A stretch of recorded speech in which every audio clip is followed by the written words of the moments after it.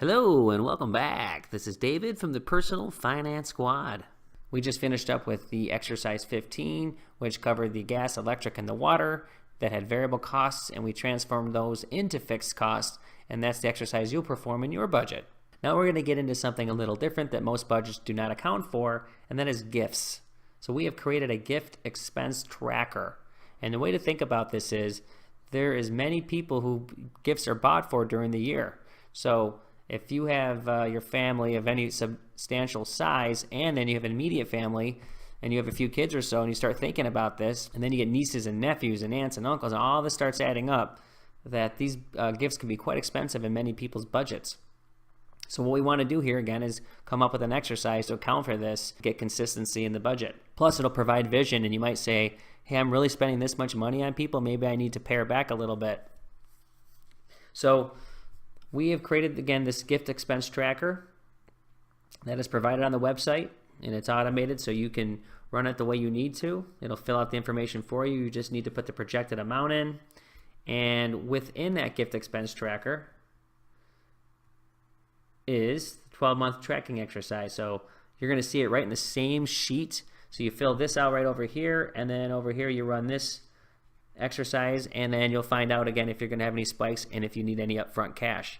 But just remember, when you do the added cash exercise, that cash will always be there at the end of the year cycle. It's just you need to put it there up front. So you're really replenishing yourself as long as your budget doesn't change in price for this. So what you can see here, we put a base example that we pulled out of the book, and we put some samples in here of the types of things somebody may have, right? And again, there's mom and dad and brother and son and birthday parties, right? Pretty common birthdays, right? Christmas, Father's Day. So you can see right here that this added up to 960, and you can see there's definitely variations in the months.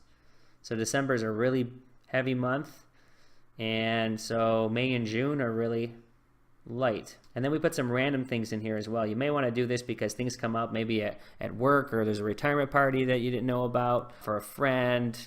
Could be various things. So this will allow you to get some coverage to, again, have a little bit of a buffer in there to manage your money. So in this example, you can see right here, 960 divided by 12 would equal $80. And then when you run the gift expense tracker, it looks like you might need a few bucks. It'll show in the added cash area.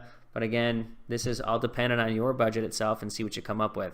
So again, this is an optional thing for you to do. These are things we just present, but we'd like you to run the exercise because, again, it is definitely worthy enough to say, listen, you could spend a fair amount of money every month in your budget, and now that you get vision and coverage on this, you might might manage the way you do this in the future. So we appreciate you being here, because that's going to end it for this exercise. And then in 17, we're going to get into credit card management, which was a very lengthy and important chapter in the book, and is very important in your life. So we will see you there, and we appreciate you joining.